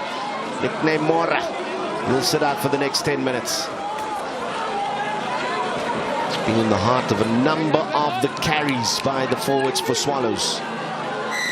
Defensively, a man of steel as well. I think if Harlequins have got presence of mind here, it's very important to realize they've lost one of the talisman as Swallows team. They need to actually take advantage of the lineups and the scrums, because now they've got one less, and obviously scrum that's been dominant is the Harlequins one. They need to actually give this backline, is clearly a very dangerous backline. They need to give them a platform to actually start operating from. I'll tell you what, if Harlequins make it through here, Sebastian Hilpert, who spoke about the lineouts being a launching pad for the attack of his side, will have to do some serious introspection, inspection and investigation. It has not been good. Looks like Charlton van Jaarsveld will take over the throwing duties now from Friesland, who's still in that front row for Harlequins. And that too looks to have gone skew. Dismal times with the lineouts. Yeah, would have got some new change in personnel in front. I think Mr. October Clevido's head is there. The office is being replaced by the big number 18, Leon Manuel, who's going to take up obviously a position at Lucid, and then obviously the Lucid moves away now to tight it. Oh, sorry, the tight it is still on the field, and the hooker's also been replaced by Charlton van Jaarsveld, who's actually gone on now with the number 2 jersey, which maybe sound a bit weird, but obviously he's actually coming off the bench. And let's see if they keep that momentum that Harlequins was already started, because the platform that they laid there was very strong. Now I've got an opportunity to put pressure, just need to control the heat. Well, I'll tell you what, I can see why they had to swap jerseys. That 23 jersey and the 2 jersey, miles apart, but what a scrum that was. But were they scrumming straight? I'll leave it to the scrum doctor. I think the ref is not having it either, because I think he feels like they were scrumming from the side, which I think it's unfair, because that scrum was backpedaling big time, and the whole pack seemed like they were doing it correctly as well. It's unfortunate. Jafele, the fly off for Swallows with a kick through here, and in the process it seems they've lost possession. Harlequins more than happy to run themselves out of danger there. But I can tell you the reason Swallows got a bit of extra 10 meters there. I think those front row, when they stood up there, they must have spoken to him in French, because they were not happy. They were right next to him, and he didn't even talk to him. He just ran to the 10 meters, and obviously Swallows obliged to take advantage of that all discipline from the Harlequins. But I feel for them, that looked like a very good scrum, well orchestrated. Obviously the man who's playing in hooker is back in his original position, which applied an enormous amount of pressure. Goeie gooi deur Sineko. Swallows wat fout op gaan deur Dubase, uit 'n gaping gevind. Die kaptein van Swallows het 'n paar centimeter van die doellyn af. En dan word hy nou gesterf, word teruggetrek. Maar mag hulle die bal gespeel het? Die skeieregter sê hy was wel uit gewees. Dit is 'n groot roep hier deur die man wat die vletjie blaas. Dis reg op die doellyn van Harlequins. Diego Abrams, another hero in the first. I think they done it illegally, but obviously ref was not cited. That pick and go went against the grain, went into traffic, and obviously with the guys not cleaning properly, Diego was like, thank you very much. This is what I live for. A ball like this, I'm never gonna let it go. Getting out of Gail Carter was actually right under the post, but unfortunately for Swallows, just losing their composure. I mean, they were doing so well. They needed to give the ball flowing, not to go to this pick and go, because I think Harlequins is got a pack that's actually engineered to be able to withstand such, but they can't actually run the whole field. Charlton van Jaarsveld, hy moet eenvoudig net sy springers vind hier. En jy kan nou duidelik sien die grootte, verskil in die grootte tussen die nommer 2 try en die nommer 23 try. Ja, die swap was genoodsaak. That is gift, but the other way. I'm sure the ref doesn't mind.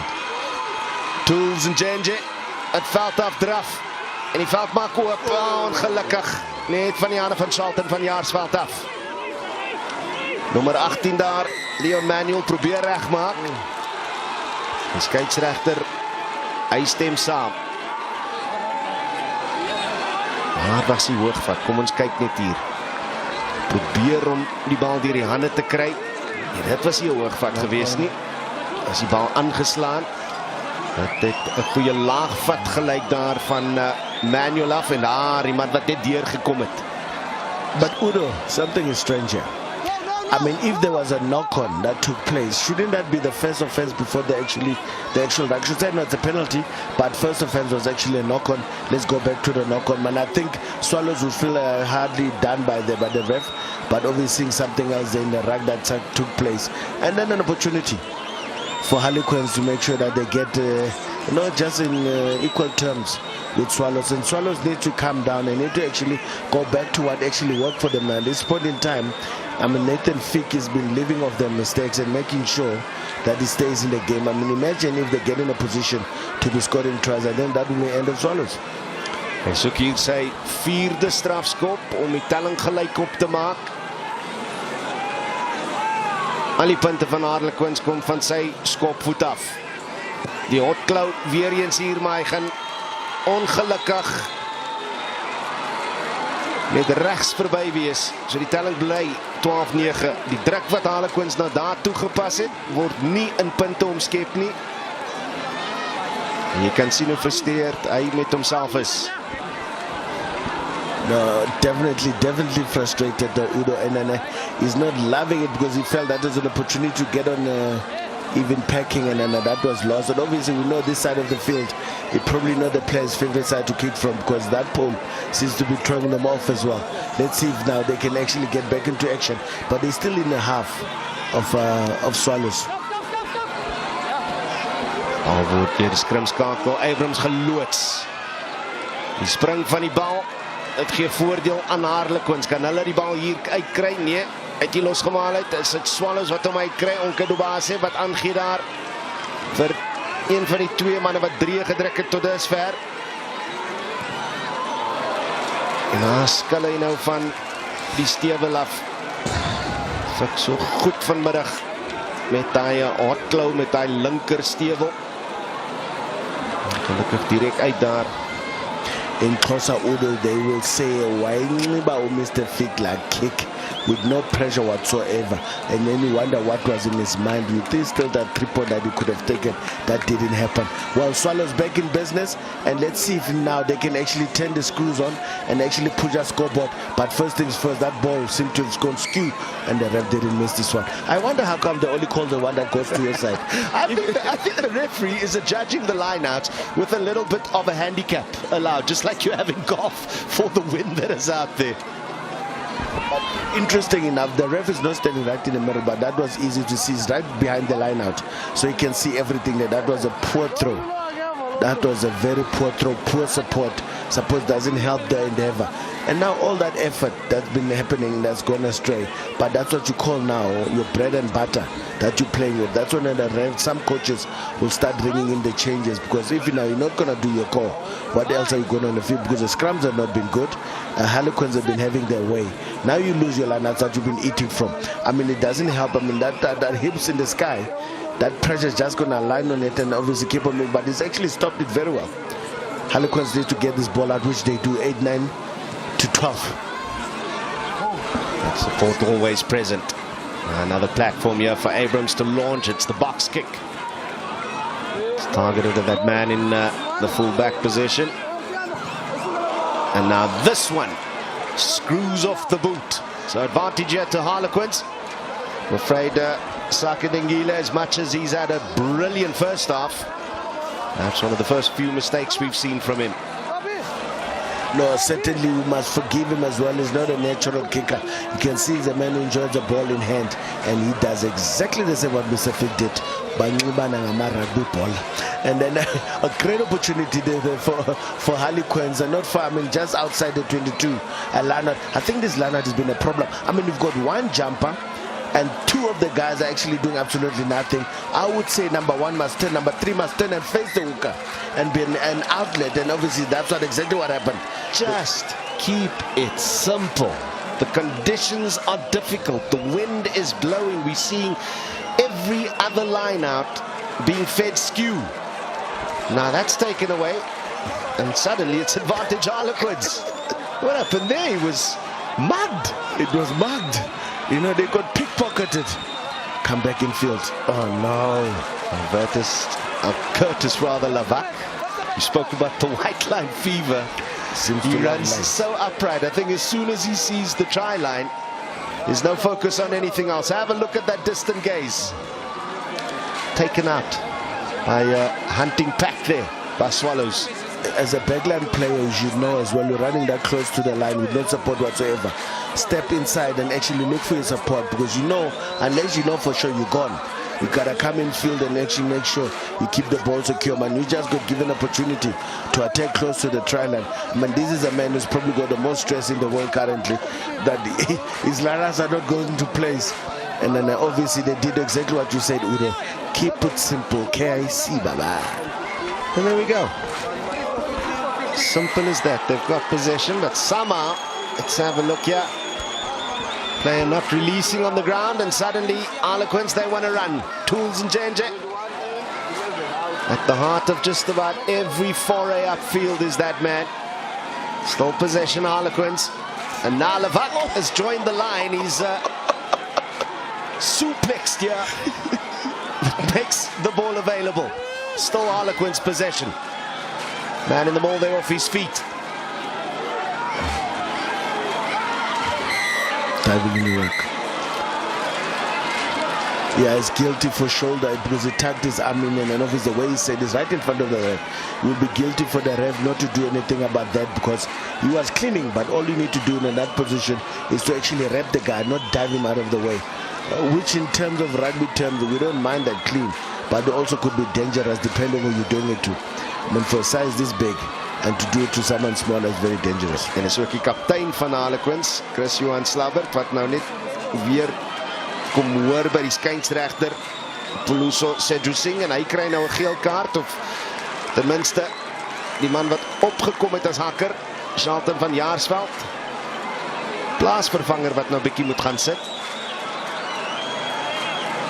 Ons het nou nog nie gesien hoe Samora Fiklani weer afgestuur is vir 10 minute op die veld gekom het, maar sy 10 minute blyk verstreke te wees. En nou het Swallows 'n voordeel met 'n ekstra man op die veld. Yeah, you might have an extra person on the field, but dan gaan jy hom gebruik of gaan jy hom nie gebruik nie. Maar op die oomblik, ek dink hierdie manne is moeg, maar die coach wil eens kyk na die bank toe nie. Maar ek dink hulle nodig 'n bietjie verbreek, en is amper net oor die 10 minute oor. And they need to catch up with the game. En Senek het weer eens diep gegaan, het sy man gevind, moeilike omstandighede, en vir die soveelste keer sien ons hoe Swallows nou hierdie bal veld op wil dryf, maar hulle het hom vorentoe verloor. I think the scrum half is also falling asleep on the wheel, because you should see that situation coming. The defenders are coming through.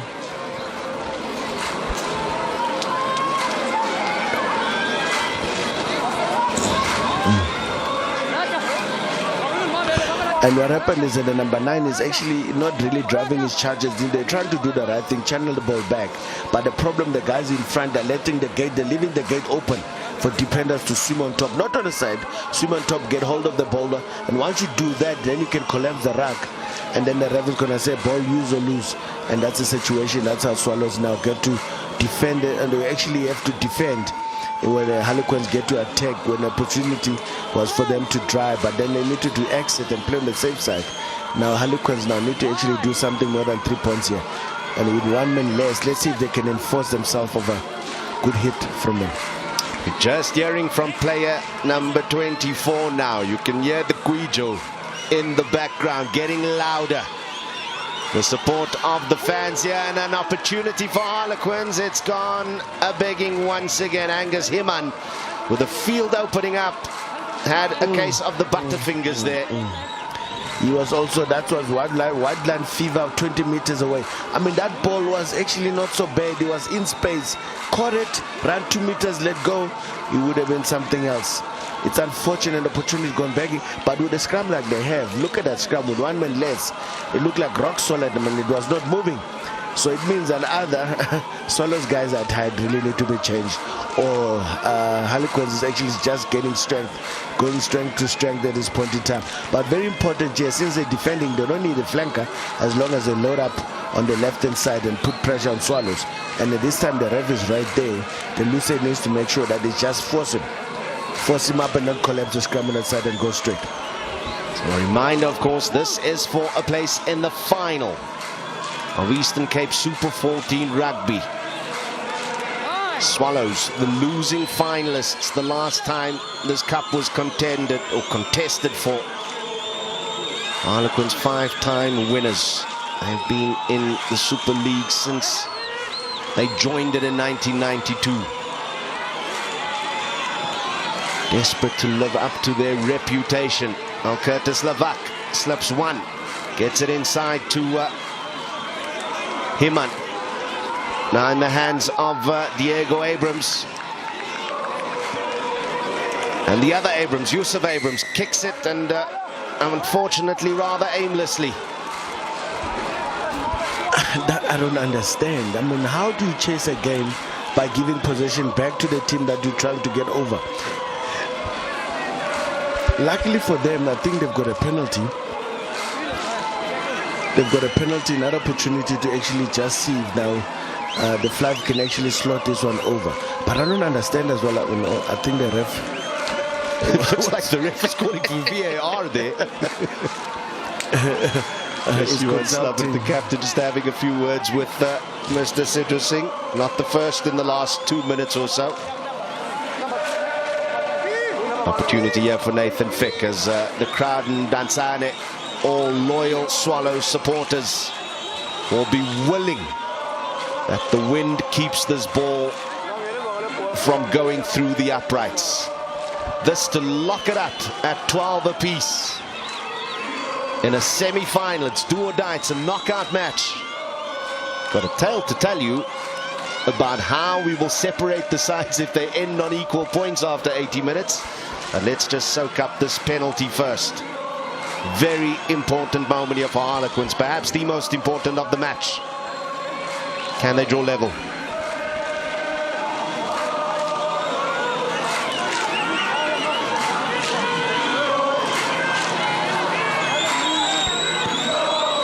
It's a good strike.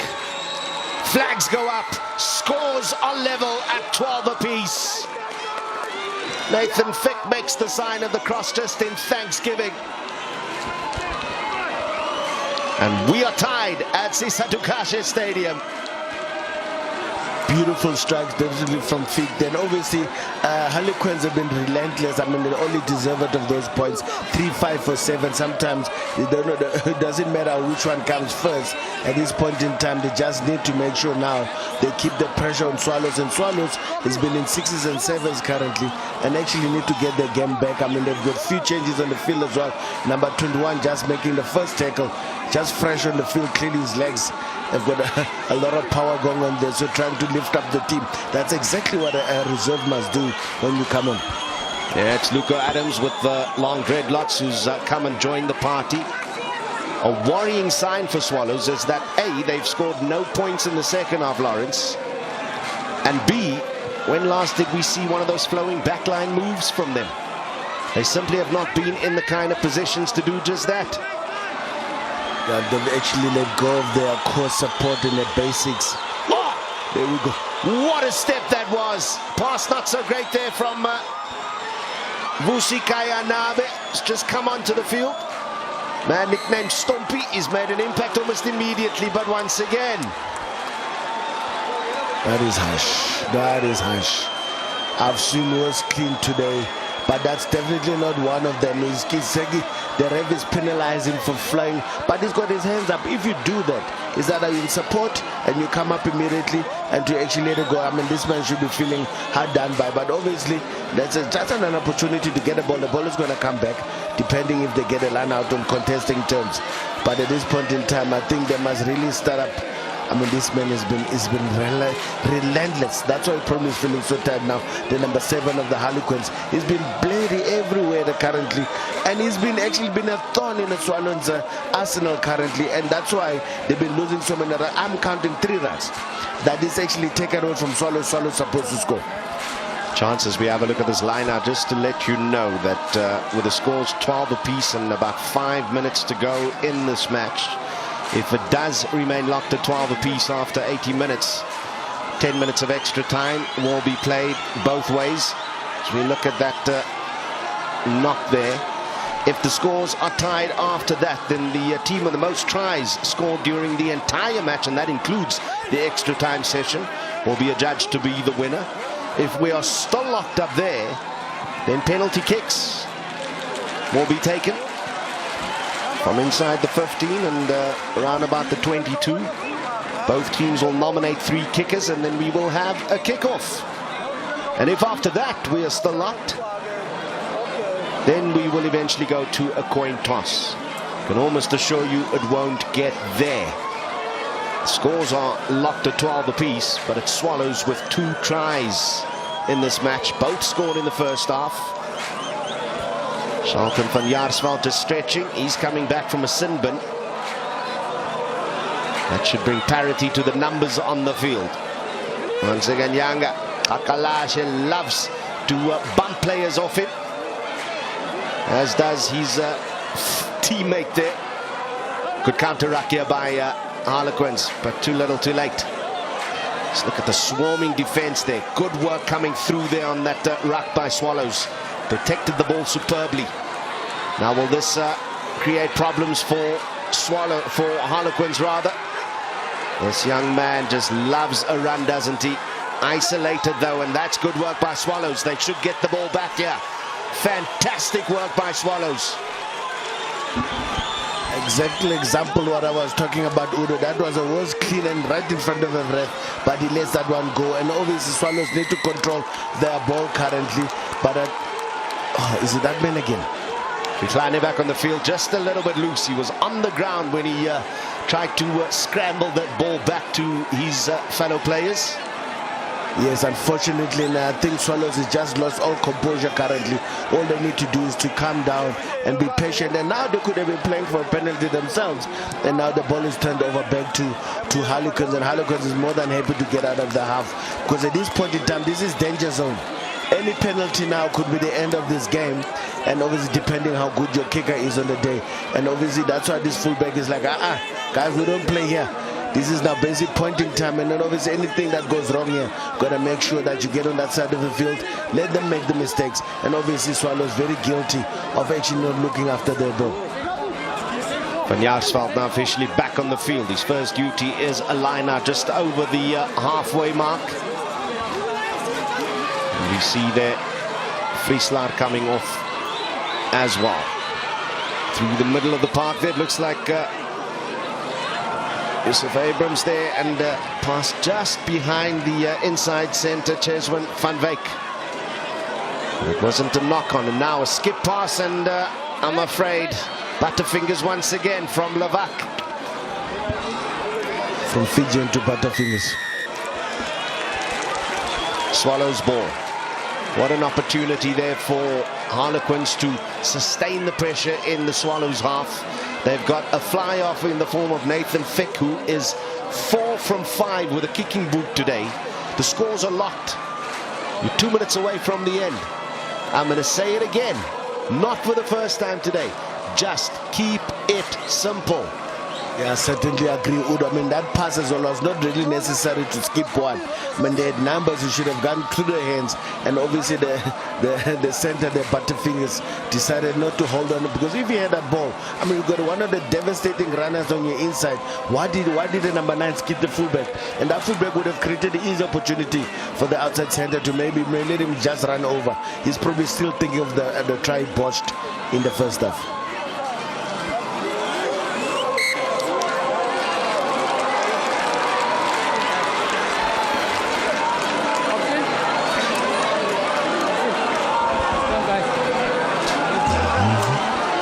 Yeah, certainly. I mean, I think at this point in time, I think Swallows, if they've got any nerves in their system that's actually still sharp enough to realize they're in actually great opportunities here to score and actually keep the ball. That's all they need to do. Keep the ball until the Harlequins make a mistake and could be an opportunity. But in this instance, now Harlequins will be thinking, we need to get out of this half. This is his danger zones, and Swallows actually can take an opportunity at any time. I was just going to say, have I tempted fate by telling all our viewers about the tiebreaker mechanism if the scores are locked? Because right now we're into the final minute and those scores are locked at 12 apiece.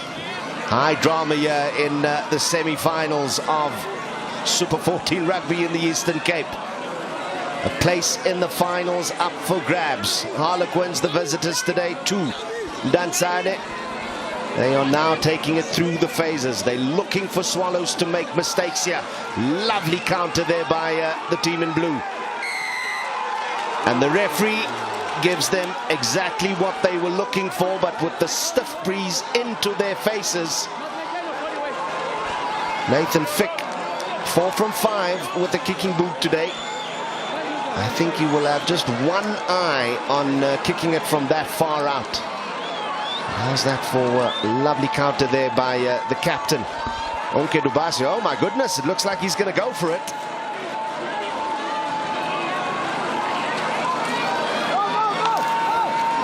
So the kicking boot of Harlequins fly off Nathan Fick has kept him in the game. Can that kicking boot now also be the difference between the two sides? There's the record, 4 from 5. All Harlequins points have come from that left foot. The breeze into his face is a stiff one. This to take Harlequins into the finals.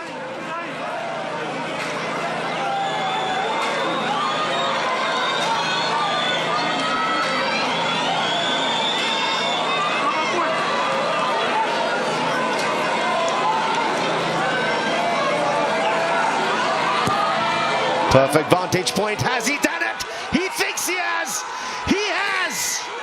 What a clutch penalty that is. My goodness, Nathan Fick, he scored all Harlequins points today. And in the face of that stiff breeze, has bisected the uprights almost perfectly. Beautiful. Flags up. 3 points on the board. Game, set and match, what you call a smash and grab. That's exactly what just happened here. All they need to do now is to secure the ball and make sure they kick it out. I think the game is basically, oh no. And now Swallows have an opportunity to lock it up at 15 apiece. Referee Puluso Seju Singh making a big call here right before the buzzer. There will be remonstrations, protestations, but it matters not. The referee's decision is final. But interesting to Udo, that kick was done in the 82nd minute. Why did the kickoff take place when the time is up? I don't know if the ref is actually aware of the time, but the opportunity here, maybe the ref wants to keep us busy for another minute or so. But this now is going to be key. This is probably going to be the game changer bring us back to level pegging again. But this kick, probably talking about pressure. This is a pressure kick, because you lose this one, you basically sending your team packing, and then you take it over. You gotta get some extra energy somewhere to make sure you get going for another 10 minutes. Former Griffins Academy player Musikaya Nabe, he's come on as a substitute. He has a chance to play a very important part here. This is with the wind. To the right, overcooked it, and Harlequins have the win. A place in the final is theirs. The handful of travellers from Gqeberha will be overjoyed, but not as much as the men on the field. This has been a come-from-behind win of note. You see in the middle there, Chris-Johan Slabbert, the captain of Harlequins. He's in tears. They were trailing 12-3 at the break. Yeah, that was beautifully done there by Harlequins, basically snatching the win out of the the favourites at Cairo today. And obviously I can feel why they're so happy. That was well done, and obviously these guys are actually overjoyed, and then the crowd is probably don't know what to think, because I mean this game was there to be taken, and these guys decided not to take it. I mean, Swallows should really be upset with themselves currently, but this game was theirs to take, and they decided not to. Just the chance to soak it up. You see the camaraderie there. This is what it's all about. Rugby, heritage rugby, in the heartbeat of the community. Foes on the field, but now they are consoling one another. Won't take away, it won't detract from the celebrations though on the side of Harlequins. There's that man, Mr. Samora Fitlane. He is beside himself. You can see how much it means to these players. They put in the hard yards all the way from Monday to Friday, toiling, providing for their families, contributing in their communities. And on Saturday it's all about the rugby. Today it was all about getting into the finals of the Super 14. Yeah, certainly, Udo. I mean, this was beautiful scenes. I mean, obviously, there's two sides of the coin, one happy, one sad. And at this point in time, I mean, Harlequins overjoyed. I mean, there's supporters, there are handful supporters that made the trip and actually are making sure that these guys know that they were there to support. I mean, well done to them. I mean, they kept their head, they kept their guard. Sometimes I always judge them. Why were they kicking when they actually had a stranglehold onto Swallows? But their plan was to play on the right side of the field. That's exactly what it does when you play on the right side of the field. Well, this match meant so much to the side from Gqeberha Harlequins that for the first time they looked to collect money within the community, which they did, to travel ahead of time to the venue. They did that. They paid tribute to their 30th anniversary with a 15-12 come-from-behind win against Swallows in the semi-finals of Eastern Cape Super 14 Rugby. This is what Heritage Rugby on SABC Sport is all about. We'll take a quick little break, and on the other side we'll hear from the winners, the losers, and the eventual finalists.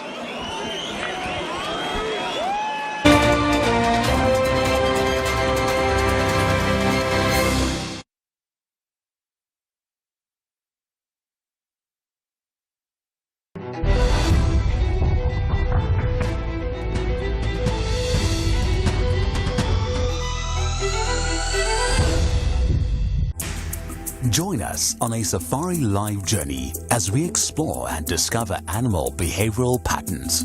Here comes the scrubby. The scrubbies run right underneath the car. You never know what's going to happen when you're out here. We talk a lot about male lions in exaggerated terms. And look at that poise. Now you'll find with leopards, they are very calculated in the way that they move. This is amazing. The dry season is tough for herbivores and boom time for predators. Look at how majestic that boy is. I don't know what might happen here, but we just want to follow them so very closely and see what happens. Because you never know what you're going to find next on a live safari. Safari Live, Mondays at 7 p.m. For the love of the game. Execution in the first 20 minutes of the first half. We knew that we're going to take them in the second half through our fitness. And we did that, but at times we did not execute when we had the ball in hand. But I think overall it's very good for rugby, and I think thank you for the Department of Arts and Culture for arranging this tournament. And we're looking forward to the final next week. I don't know where, but I'm sure we definitely are going to be in that final. Thank you very much for everyone that attended this afternoon.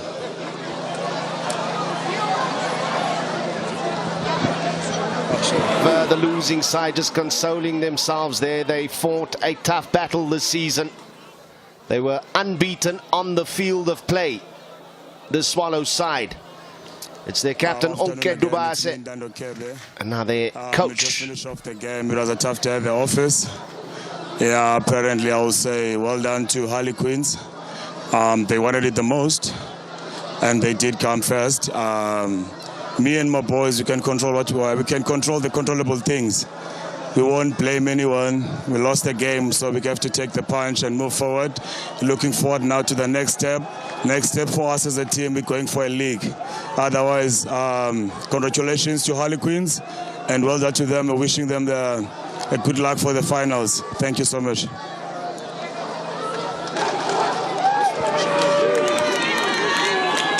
Not the happiest man in the world. Feels perhaps he was a bit hard done by, or his team was at least. But their journey continues. They can still win the league for sure with the kind of record that they've had. But as far as the Super 14 bragging rights, the cup is concerned, their journey ends today. A prayer of thanksgiving perhaps for the season thus far.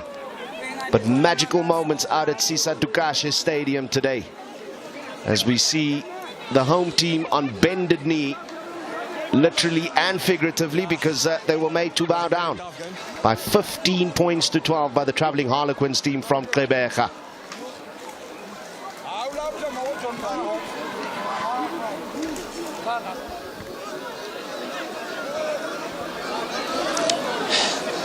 Yeah, once again it was a very tough game. Harlequins versus Swallows. I think it's our third time just playing against these guys in the Super 12, Super 14. We knew it was going to be tough. At the end of the day, it was all going to come down to BMT. And I think the way we prepared this coming week, it was tough. Odds was against us as Harlequins, but that's what we are. That's how we are as a team. We like our backs against the wall, the underdogs. But I have to thank the Lord for the opportunity he gave us today. We played as a unit. We knew it, that we wanted this. At the end of the day, it was all coming down to the team, the one who wanted it most. And I think this is the year Harlequins going to take this thing. Thank you very much. Big call there by the fly half of Harlequins. They call him Dibas, Nathan Fick. His record today, fantastic. 5 penalties eventually to take them to 15 points in the come-from-behind win. But you score 2 tries in a semi-final, Lawrence Apaka. You expect to go all the way. You expect to win the game. No, certainly, Oda, must feel for the players, must be painful. You're also probably thinking, sharing your sentiments. But when you look at the territory and the stats of those numbers, that actually scoreboard is really reflective what actually took place today. It was even Stevens, and then obviously that's a question of like basically you take your opportunities when given to them, and then the missed opportunities. That's exactly what Swallows are going to be ruining this time, because they really were the better looking team. Unfortunately, we're not able to carry it through right to the end. Well, there we have the tail of the tape. 15-12 in favour of Harlequins. They move on to the finals of Super 14 Rugby in the Eastern Cape, where they will meet the side from Progress, and that final should come away from Uitenhage. But that is the last we're seeing today after this fantastic match out at Sisa Dukashe Stadium. We'll take a break.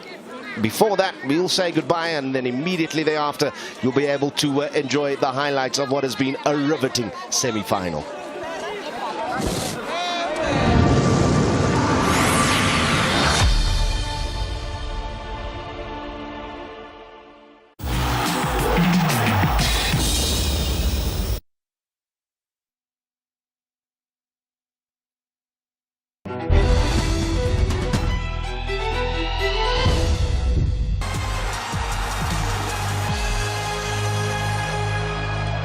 Hello, good afternoon everybody. Welcome along to Craven Cottage. West London is the destination for the early kick-off in the Sky Bet Championship this lunchtime as league leaders Fulham host 4th place Blackburn Rovers.